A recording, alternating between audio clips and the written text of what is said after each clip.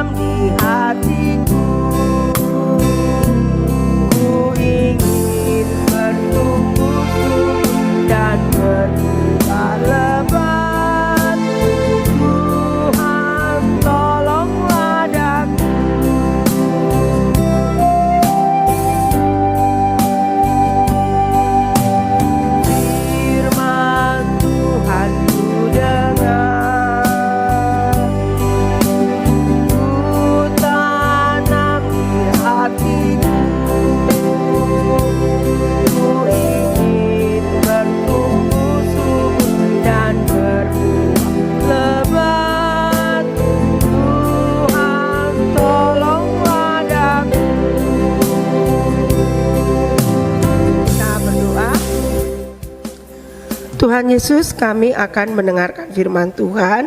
Tuhan terangi hati kami, Tuhan sucikan kami, agar kami dapat dengan baik mendengarkan firman Tuhan dan dapat mengertinya, sehingga kami dimampukan untuk melakukan. Terima kasih Tuhan, dalam nama Tuhan Yesus kami berdoa. Amin. Anak-anak yang dikasihi oleh Tuhan, siapa di sini suka olahraga? Oh, ada Cece Bun, kameramen kita suka olahraga. Setiap sore Cece Bun volley. Kemudian ada Abang Jo, dia juga begitu suka olahraga. Ibu ini juga sering lihat Abang Jo juga main volley. Nah, seseorang yang suka olahraga pasti dia akan berusaha, ya, semaksimal mungkin agar bisa menguasai olahraga yang dia sukai. Nah, biasanya setiap orang pasti punya idola. Kalau dia suka basket, pasti idolanya pemain basket. Kalau suka sepak bola, idolanya juga pemain sepak bola. Nah, anak-anak, kamu tahu nggak bahwa orang-orang yang berhasil di dunia perolahragaan itu diperoleh, keberhasilan mereka diperoleh bukan dengan cara instan atau dengan cara santai-santai, tidak. Mereka memperoleh itu dengan proses yang sangat panjang. Mereka perlu sekali untuk berdisiplin. Mengapa? Karena kalau mereka tidak disiplin, mereka tidak akan bisa mencapai kemenangan. Mereka tidak akan bisa menguasai cabang olahraga yang mereka tekuni. Dalam hal apa saja mereka berdisiplin? Pertama, mereka harus berdisiplin dalam pikiran mereka. Kalau seorang atletik, agar dia bisa mendapatkan kejuaraan, seorang olahragawan agar bisa juara, dia harus bisa mendisiplin pikirannya. Disiplinnya apa? Dia harus menjadi seorang pemenang. Karena dia selalu memikirkan di dalam pikirannya untuk menang, maka dia akan berusaha keras untuk berlatih. Tidak mungkin seorang olahragawan yang ingin menjadi pemenang mereka bilang, paling nanti kalah, gak usah lah. Kalau sudah memikirkan paling nanti kalah, pasti dia tidak akan berusaha. Tetapi kalau dia ingin menjadi seorang pemenang, dia akan berlatih sangat keras supaya dia bisa memenangkan pertandingan. Jadi pikirannya harus terpusat. Saya ingin keluar sebagai seorang pemenang. Yang kedua, dia harus mendisiplin hidupnya. Ini menyangkut disiplin menggunakan waktu. Waktu untuk berlatih, waktu untuk istirahat. Nah, seorang olahragawan dia akan berdisiplin dalam menggunakan waktu. Kalau saat berlatih, dia akan berlatih. Saat istirahat, dia juga akan istirahat. Dan pasti porsinya lebih banyak berlatih daripada beristirahat. Coba bayangkan, kalau seorang olahragawan lebih banyak istirahatnya daripada latihannya, maka tubuhnya tidak akan terbentuk dengan baik.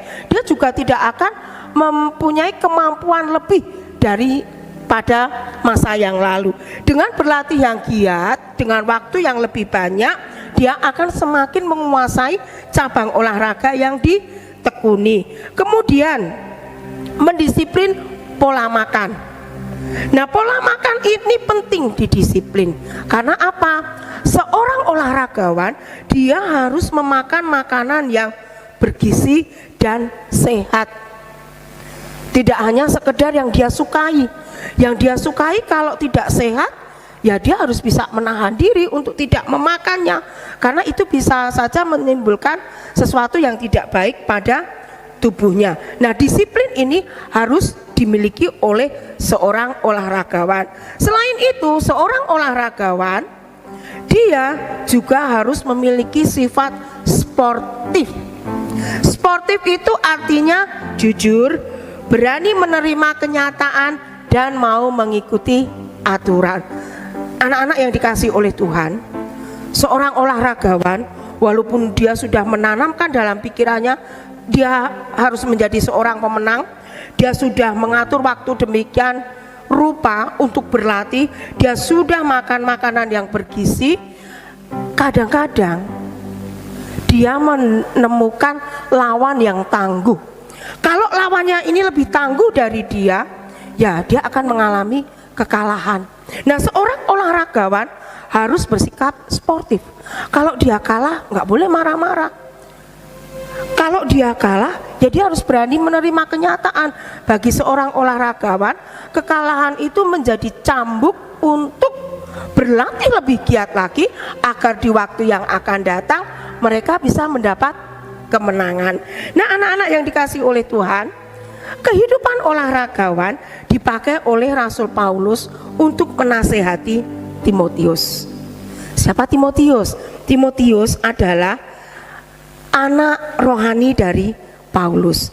Timotius percaya kepada Tuhan Yesus karena perkenalannya dengan Paulus. Nah, Paulus ingin memberitahu kepada Timotius bahwa untuk mengikut Tuhan dengan setia sampai akhir hidupnya, dia harus meneladani kehidupan seorang olahragawan.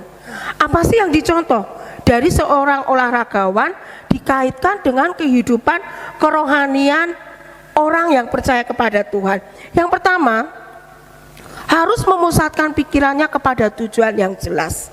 Seseorang yang sudah diselamatkan oleh Tuhan, Timotius sudah mengenal Tuhan Yesus, dia diselamatkan oleh Tuhan Yesus, diingatkan oleh Paulus bahwa hidupnya sekarang punya tujuan, yaitu memuliakan Tuhan.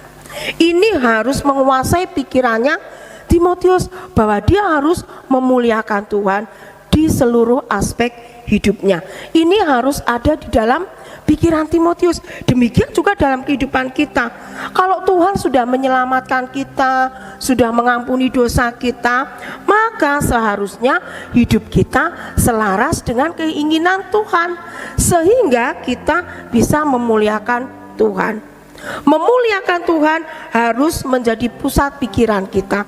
Kalau seorang yang percaya kepada Tuhan, saya sudah diselamatkan oleh Tuhan, saya bisa santai-santai, saya tidak perlu memuliakan Tuhan, maka dia akan hidup sembarangan. Tetapi kalau dia ingat bahwa dia telah diselamatkan oleh Tuhan, dia harus memuliakan Tuhan, maka dia akan berhati-hati di dalam menjalani hidupnya agar hidupnya sesuai dengan apa yang diinginkan oleh Tuhan. Yang kedua, dia juga harus hidup disiplin. Dia disiplin dalam hal membangun kehidupan kerohaniannya. Seorang yang sudah percaya kepada Tuhan Yesus, dia harus menjalin hubungan yang baik dengan Tuhan, berdoa, membaca Alkitab, dan beribadah. Nah, bagaimana dengan kita? Kita sudah diselamatkan oleh Tuhan, seberapa sering kita berdoa?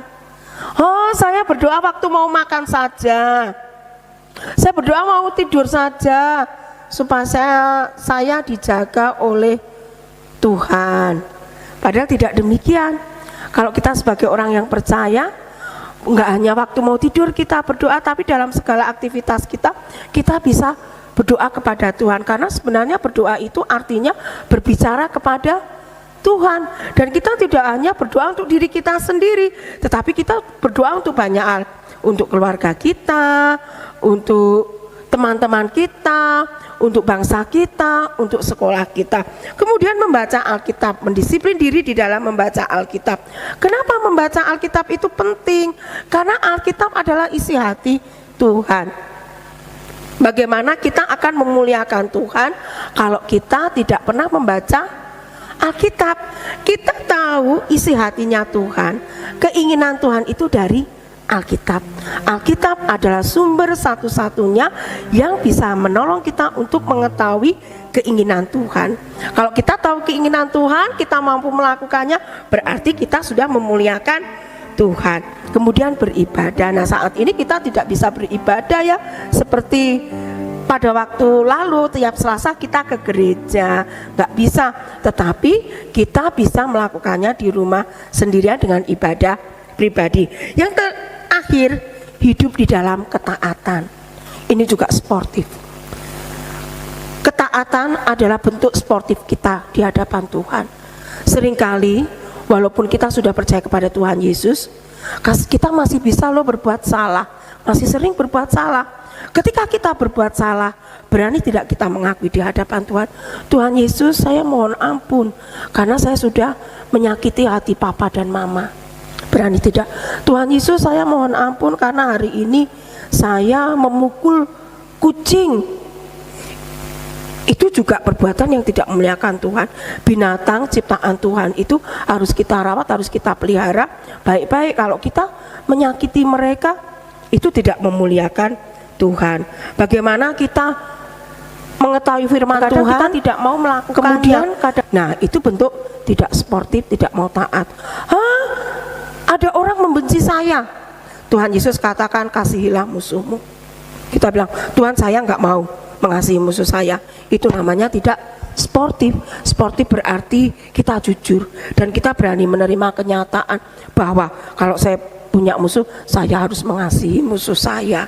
Nah, anak-anak yang dikasihi oleh Tuhan, mari kita meneladani kehidupan para atletik. Mereka memusatkan pikirannya, mereka mendisiplini hidupnya, mereka bersikap sportif. Mari kita juga memusatkan pikiran kita untuk selalu memuliakan Tuhan dimanapun berada, menjalin hubungan dengan Tuhan, dan hidup di dalam ketaatan. Ayat hafalan hari ini diambil dari Mazmur 19 ayat 8. Peraturan Tuhan itu teguh, memberikan hikmat kepada orang yang tidak berpengalaman. Peraturan Tuhan itu teguh, memberikan hikmat kepada orang yang tidak berpengalaman. Mari kita berdoa. Tuhan Yesus, terima kasih karena Tuhan mengasihi kami. Tuhan menyelamatkan kami. Karena itu Tuhan, tolong kami untuk hidup selalu memuliakan Tuhan. Biarlah di dalam pikiran kami tertanam untuk selalu memuliakan Tuhan, sehingga hal itu akan mempengaruhi pola hidup kami. Apapun yang kami lakukan, biarlah itu mendatangkan kemuliaan bagi nama Tuhan. Tuhan, tolong kami untuk disiplin di dalam membangun hubungan dengan Tuhan melalui doa dan pembacaan firman Tuhan, dan tolong kami untuk hidup di dalam ketaatan. Terima kasih Tuhan, dalam nama Tuhan Yesus kami berdoa, amin. Sebagai komitmen kita kepada Tuhan, sebelum kita mengakhiri ibadah kita, kita akan naikkan pujian, Ku Tak Mau Hidup Percuma.